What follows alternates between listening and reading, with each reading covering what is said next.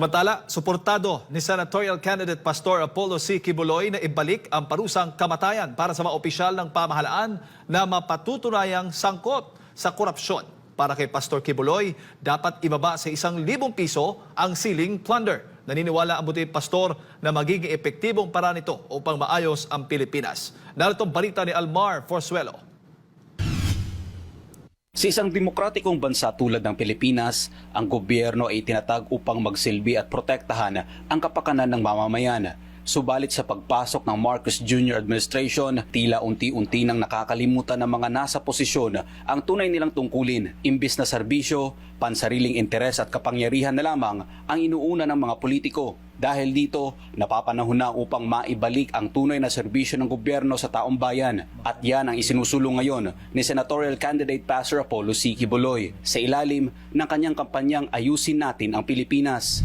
Ako ay magtatrabaho lang at tutulong para mabigyang solusyon ang ating mga kinakaharap na problema. Hindi maikakaila, sabay-sabay ang kinakaharap na problema ng bansa, laganap na kriminalidad, walang humpay na pagtaas ng presyo ng bilihin at higit sa lahat ang talamak na korupsyon sa loob mismo ng pamahalaan. Sa paglala ng sitwasyon, tila bingi at bulag naman ang ilang nasa kapangyarihan. Imbis na tugunan ang krisis, mas lalo pa nilang nilalamon ang kaban ng bayan.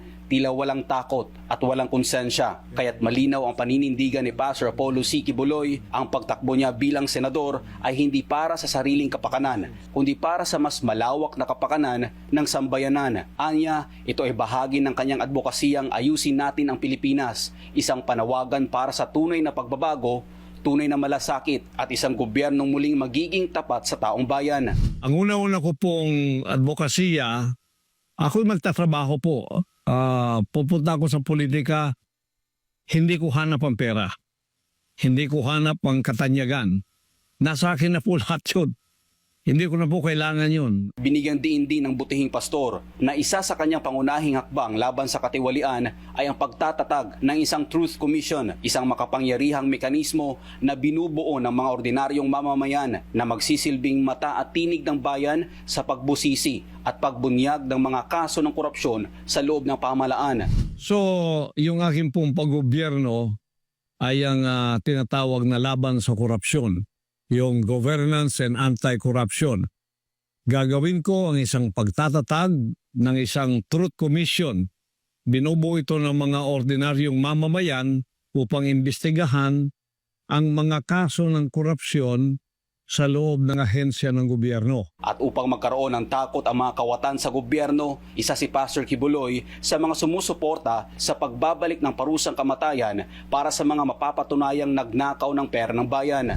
Susuportahan ang pananaw na ito ng isang advokasya pa rin na may parusang kamatayan o death penalty sa mga korap na politiko na napatunayang may sala sa malawakang pagkubkub o sa pagwawaldas o pandarambong ng pera ng mga Pilipino. Kaugnay nito, itutulad din ni Pastor Quiboloy ang pagpapababa ng ceiling ng plunder mula 50 milyong piso patungong 1,000 piso. Yan po ay advokasya rin ng isa kong kasamaan sa PDP laban, si Atty. Vic Rodriguez. Pareho po kami riyan.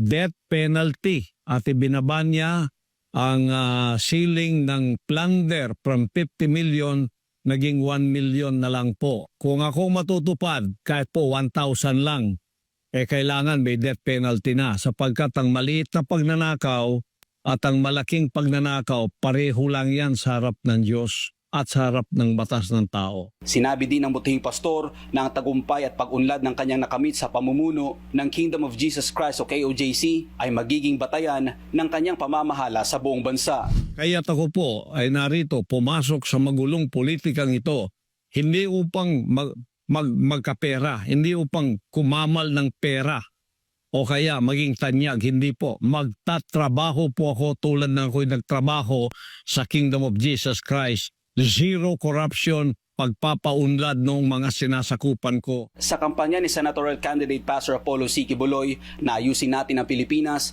sinisiguro niya na sama-samang kikilos ang bawat mamamayan upang maibalik ang gobyernong tapat, makatao at tunay na para sa bayan. Para sa Diyos sa Pilipinas, kung mahal, Almar Forzuelo, SMNA News.